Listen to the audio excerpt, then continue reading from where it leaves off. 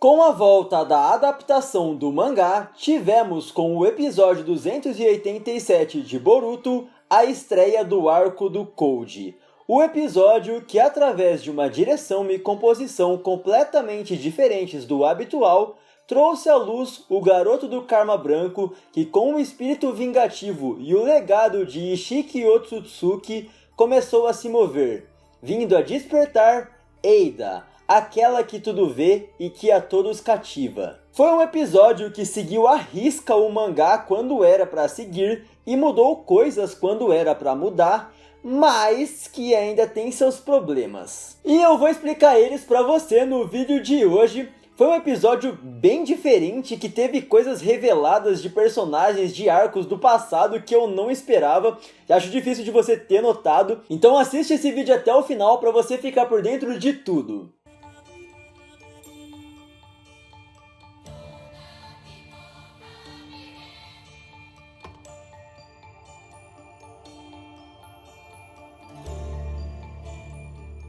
E aí galera, beleza? Pra quem não me conhece, eu me chamo Rômulo Miranda e seja muito bem-vindo ou bem-vinda ao canal Multiversando. E galera, voltamos com a adaptação do mangá aí. Tô tentando trazer um quadro aí de análises dos episódios depois de trazer o react. Não sei se eu vou conseguir trazer de todos porque é um esforço gigantesco. Então já peço pra você vir aqui embaixo se você quiser muito esses vídeos assim. Deixa o like, que não custa nada e vai me ajudar muito para me incentivar a trazer vídeos assim. E se você for novo ou nova aqui, chegou por esse vídeo, se inscreve, ativa o sininho para não perder mais nenhum vídeo como esse. E comenta aqui, ó, traz análise. Se tiver bastante comentário, eu continuo trazendo para vocês. Foi um episódio bom, mas que eu tenho as minhas ressalvas. Vou explicar tudo para vocês no vídeo de hoje, ponto a ponto. Eu vou dissecar o episódio todinho, não vai ter detalhe nenhum que vai passar por esse vídeo. Então você vai ficar por dentro de tudo, vai pegar coisa que você não tinha pegado quando assistiu a primeira vez, que eu mesmo não tinha pego no react, mas que fui pegando depois, editando e analisando mais. Teve coisas que eu não entendi porque que colocaram lá de primeira, mas depois eu comecei a entender mais. Então vamos que vamos pro vídeo de hoje que tá muito bom. Bom, de primeira já acho importante ressaltar que a gente teve duas alterações de character design no anime. O Code sofreu um retcon visual, passando a ter a coloração do mangá com sua marca de garra sendo preta, seus olhos verdes e o cabelo um pouco diferente também. E diferente do que muitos esperavam, eles não criaram uma justificativa para essa mudança, eles só mudaram e pronto, sem desculpas. Praticamente admitiram que eles erraram quando mudaram o design no anime e agora corrigiram esse erro. E sinceramente, não me incomodou em nada, eu até prefiro que eles só mudem o negócio em vez de inventar uma desculpa como se eles sempre tivessem pensado nisso, sabe? Eu não gosto de ser enganado, então pra mim ok, é como se, sei lá, mudasse o ator de um filme de uma franquia, ou mudasse um figurino porque no outro filme a galera reclamou e não achou legal. Acho ok. É estranho, mas não é como se nunca tivesse acontecido isso antes, né, Konohamaru? E também tivemos mudança na roupa do Boruto para as vestes do mangá. E aqui também não tivemos justificativa, ele só trocou de roupa mesmo. E agora eu quero saber de vocês. Vocês gostaram dos novos designs? Acharam que melhorou? Gostavam do mangá? Gostavam mais de como era no anime antes? Comenta aqui embaixo de todos os pontos que eu vou falando. Vai comentando a opinião de vocês aqui que eu quero muito saber. O episódio abre na cena que foi, em partes, cortada no fim da adaptação do arco do Kawaki, no episódio 219, com a conversa final de Ishiki e Code. E com uma composição belíssima, paleta de cores, direção e storyboard, tudo bem impecável, temos Ishiki, saudades de você Ishiki, falando para o Code sobre seu karma branco, que apesar de não servir para revivê-lo, ou seja,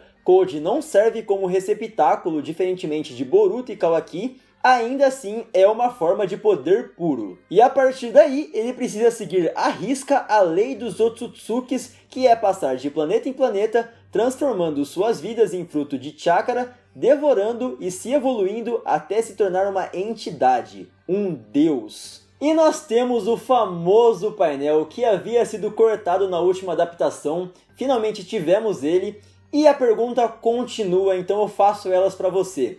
Byakugan ou Jogan? Galera, esse painel ele foi introduzido no mangá e começou a gerar várias teorias, porque no mangá ele é assim, e aí por trás do deus tem vários olhos assim, num mural ou no espaço, não sabemos muito bem o que é. E aí, como é um olho com as escleras escuras, pretas, e com um olho mais claro, a gente ficava teorizando que podia ser o Jogan. E aí a gente queria ver no anime colorido pra ver como ia ser. Mas eles não coloriram. Eles deixaram na incerteza ainda, não dá pra afirmar que é o Jogan. Mas acho que dá pra afirmar que não é o Byakugan. Pode ser um novo olho, pode ser o Jogan, não sabemos ainda ao certo. Mas foi legal ver o Deus, foi tipo Ctrl+C, Ctrl+V do mangá, o painel ficou muito bonito. Mas o que a gente realmente queria saber não dá pra saber ainda, não dá pra cravar pelo menos. E um detalhe que eu esqueci de falar é que a gente teve a Kaguya, a representação da Kaguya como exemplo, quando o Ishiki estava falando sobre devorar os planetas. E bom, após essa breve conversa, o Ishiki começa a sumir, e aí nós temos o primeiro problema dessa cena pra mim, que é que eles não colocaram uma frase que eu considero muito importante, que é a motivação do Code, é a vingança, sabe? A gente não teve o Code perguntando pro Ishiki quem foram as pessoas que fizeram isso com você, e aí ele tendo nomeado os alvos dele, que é Boruto, Kawaki, Naruto, Sasuke e Amado. Claro que no episódio outros personagens vão deduzindo e fica claro quem são os alvos do Code. Mas seria interessante a grande motivação do Code ser dita por ele próprio, sabe? Com o Ishiki ali. Porque meio que é uma das coisas que motiva o arco. E o outro problema pra mim dessa cena é a cronologia dela. Porque, bom, a gente teve um grande intervalo entre a última adaptação e essa, teve vários arcos originais em Boruto, e eles cortaram no meio da cena, e aí voltaram ela do início. E não fica muito claro, tipo, pra mim fica bem claro que é um flashback, porque não tem como estar se passando agora, na cronologia atual essa cena, porque o Ishiki se foi.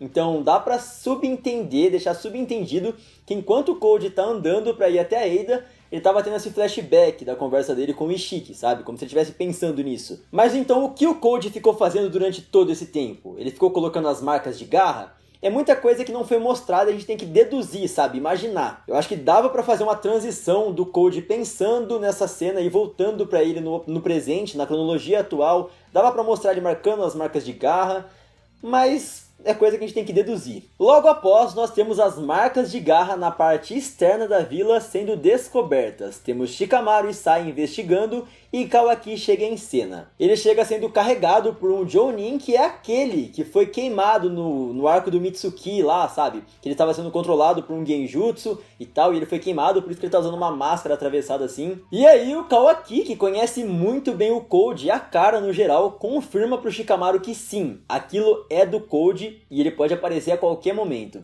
E eu gostei muito dessa mudança que o anime fez, porque pra quem não sabe, no mangá eles só descobrem as marcas de garra lá pra frente do arco.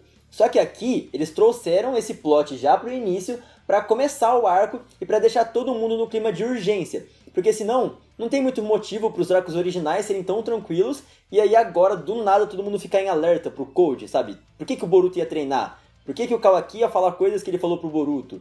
Então, eu gostei deles colocarem isso porque é a partir de agora que eles podem ser atacados a qualquer momento, sabe? Konoha tá em perigo. O Code marcou várias coisas que eles não têm conhecimento sobre isso. Então, Boruto vai ficar sob vigilância, Kawaki também, eles vão precisar treinar. O Code pode aparecer a qualquer momento. Naruto preocupado porque já não tá mais tão forte. Vai acontecer muita coisa e eu gostei disso. Logo em sequência nós temos duas cenas sendo intercaladas, assim como é no mangá, e eu gosto muito disso porque as duas cenas elas têm ligação entre elas. Elas estão falando sobre o mesmo assunto, que é o Code. O episódio inteiro gira em torno dele. E aí a gente tem o Code indo até a instalação do Boro, lá no País das Neves, e Boruto e Kawaki conversando no Monumento dos Hokages, justamente sobre o Code. E bom, a conversa do Boruto com o Kawaki começa com uma diferença pro mangá que eu gostei bastante, que é que o Boruto está segurando as pílulas do Amado, que fazia tempo que a gente não via, e ele está comendo elas, respondendo pra gente de uma vez por todas, na cronologia atual do anime, que sim, o Boruto não parou de tomar as pílulas. É assim que ele está controlando o seu karma por enquanto. E aí o Kawaki olha pra aquela cena e ele nem estranha que o Boruto tá tomando aquelas pílulas. No mangá é a primeira vez que ele fica sabendo disso, então ele fica louco. Ele fala, como assim você tá tomando essas pílulas, não sei o que. Aqui ele só debocha, ele fala tipo, nossa Boruto, você é maluco, né, de tá tomando essas pílulas aí que o Amado fez, como você confia nele? Porque o Kawaki já sabia sobre as pílulas no anime. Lá no arco dos Funatos... Falei do arco dos Funatos, desculpa. Lá no arco dos Funatos, ele ficou sabendo que o Boruto tá tomando essas pílulas. Então, por isso que no anime ele não precisou descobrir isso de novo. Caramba, Romulo, então você tá me dizendo que o arco dos Funato, o arco original, o arco filler de Boruto, serviu pro que tá acontecendo agora na adaptação do mangá? Então eu preciso assistir todos os arcos de Boruto para entender tudo? Não é filler? Tcharam! Pleno 2023, você só percebeu isso agora? Sim, é isso. Para a história do anime, tudo que acontece que não é adaptação do mangá também é relevante. E essa não é a primeira mudança que a gente vai ter por causa de coisas originais que aconteceram no anime. E aí eles começam a conversar, Boruto e Kawaki começam a conversar sobre o Code, que é um outro sobrevivente do Karma. Só 2 pessoas sobreviveram ao experimento do Karma do Jigen, foi o Kawaki e o Code. Só que o Code é um caso diferente e, mano, foi apresentado isso numa cena muito bonita, com uma cena toda saturada assim, a coloração bem viva, parece até tipo aquelas animações de pintura a óleo, sabe? Ao mesmo tempo que tem um visual meio cyberpunk, de anime antigo, eu achei muito diferente, muito legal. E o Code recebe o Karma branco, ele não foi compatível com o Karma do Jigen, então era pra ele ter morrido, mas por alguma razão milagrosa, ele sobreviveu e agora tem esse Karma defeituoso. E eu acho muito legal a gente reparar nessas cenas do Kawaki com o Boruto, porque eles estão muito em paz ainda, sabe? Muito amigos, muito irmãos, querendo se ajudar. E no mangá, essas cenas passaram despercebidas, porque na época a gente não fazia ideia do que ia acontecer mais pra frente. Relaxa que eu não vou dar totalmente spoiler aqui. Mas agora quem lê o mangá já sabe, então eu acho muito interessante a gente reparar nas nuances das expressões, principalmente do Kawaki, nas falas e tudo mais. E aí quando eles estão falando sobre o Karma e tudo mais, o Boruto fala, né? Ah, eu queria que meu Karma sumisse, como o seu, porque eu posso virar uma Momoshiki a qualquer momento. E ele fala tipo pro Kawaki, não haja como se isso não fosse um problema seu também. Eu não lembro se tem essa frase no mangá, mas ela é muito tipo... você parar pra pensar, sabe? E o Kawaki toda hora ele olha meio de lado, meio confuso com os olhares, então demonstra meio que a ansiedade e a incerteza, a insegurança dele nesse momento. Aí pra fechar esse plot do Kawaki com o Boruto, o Kawaki sugere que o Boruto, pra se livrar do Karma, marque o Code com o Karma. Então o Boruto faria o que os Otsutsuki fazem, pega uma pessoa, um ser humano, marca ele com o Karma, aí você pode morrer porque você vai renascer no corpo dele. Só que com isso o Code morreria. Não é certeza se é um plano que daria certo, o Kawaki pensou nisso baseado no que? O Code sobreviveu ao Karma do Jigen, então talvez ele sobreviva mais um. Mas é um plano, é uma ideia. Só que o Boruto, ele não faria isso, porque ele odeia que tenham feito isso com ele. Então por que ele vai fazer isso no outro, sabe? O Boruto quer uma outra saída, e aí ele fala... tá, a gente vai ter que enfrentar o Code uma hora ou outra, então o que vamos fazer? O que ninjas fazem. Vamos treinar. E aí no próximo episódio, aparentemente, a gente vai ter a cena do treinamento do time 7. E aí, enquanto isso, o Code está se movendo, ele ativa o seu Karma branco, parte para cima dos guardas, e a gente teve várias cenas originais aqui, que eu particularmente não tinha entendido o propósito delas na hora, só tipo, vamos mostrar que o Code é forte, é a apresentação do vilão, a gente tem que dar uns figurantes para ele bater. Mas pode ter sido mais do que isso. Na primeira metade da luta, a gente tem Ctrl+C, Ctrl+V do mangá mesmo. Os capangas do Boro lá, eles estão usando armas, ferramentas científicas e começam a atirar no Code. E aí ele vai muito rápido, passando por eles, lança suas marcas de garra. Verdade, pra quem era só do anime, não fazia ideia de quais eram os poderes do Code, né? Mas ele demonstrou ambos nesse episódio. As garras dele, que ele faz, é tipo Wolverine, assim, tem umas garronas na mão dele, umas mãos bizarras. E as marcas de garra, aquela cinta que ele tem na sua testa, são marcas de garra, que são armas que têm função parecida com o Raijin voador do Minato. Lembra que o Minato ele jogava a kunai e ele aparecia no lugar que a kunai estava? O Code é meio parecido, ele joga suas marcas de garra e ele pode sair de dentro delas. E aí a gente tem as cenas brutais que tem no mangá também, ele aparece atrás do cara e aí enfia as garras pelas costas e aparece na barriga dele cheio de sangue assim, bem Wolverine mesmo. Wolverine do Logan ainda, tá?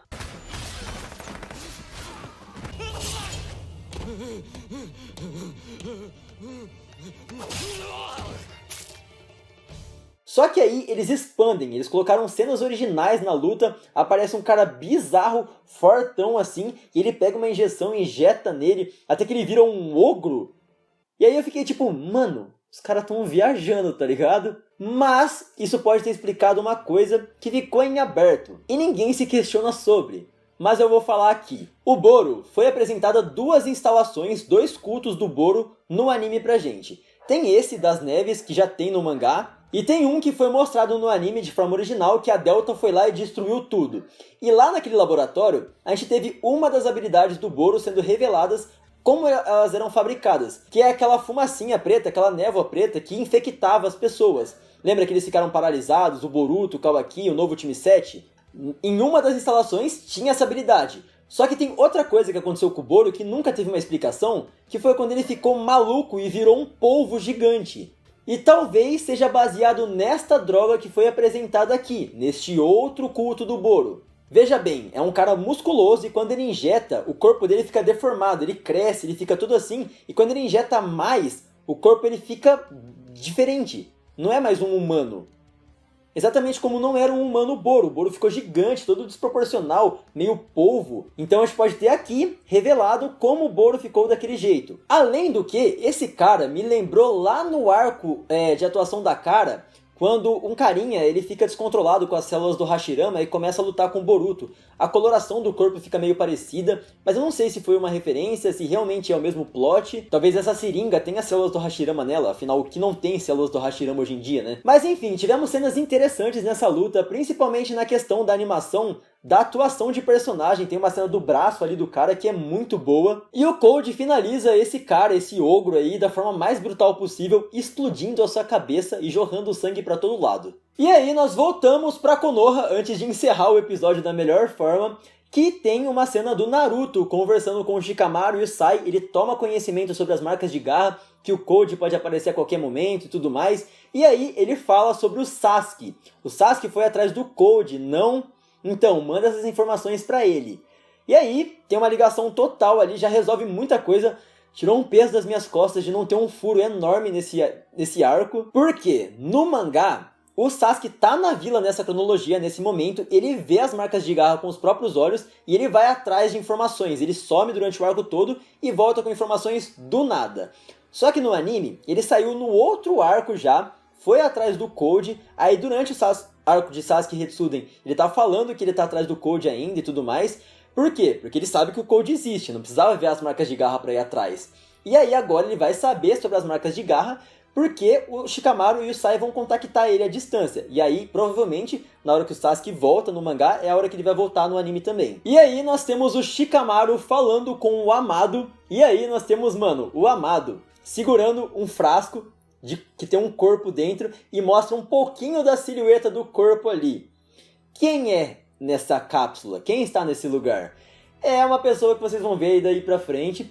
E aí tem uma nova referência nessa cena, a pessoa que vai surgir aí, quando mostra a xícara de café do Amado, uma folhinha e tem uma silhueta ali, um cabelinho meio jogado e tudo mais. Mano, é um foreshadowing claro do que vai acontecer mais pra frente. Foreshadowing, pra quem não sabe, é quando a obra joga uma pista de uma coisa que vai acontecer lá na frente, sabe? E eu acho muito interessante porque no mangá, nessa cena, tava o Naruto e o Shikamaru conversando com o Amado. Eles não revelam o que tinha dentro do frasco, nem dá pra saber que é um corpo. Só que aqui eles deixam na cara que é um corpo e não tá o Naruto, tá só o Shikamaru. Por quê? Porque o Shikamaru no mangá sabe sobre esse corpo, sobre essa pessoa que o Amado tá cuidando. Então, mano... muito foda, tá ligado? É muito bom quando você já sabe o que acontece no futuro e você pode trabalhar essas coisas no anime. E bom, aí nós temos o encontro do Code com o Bug. E aí ele diz que veio ver a Eida. Como a Eida está? Eu vou liberá-la. E aí ele fala tipo, mano, é melhor você não fazer isso. Ela é perigosa, deixa eu te explicar. Só que o Code tá sem paciência e ele fala. Não, na real ele nem fala, né? Ele só pega e tum! E abre com tudo a cápsula da Eida.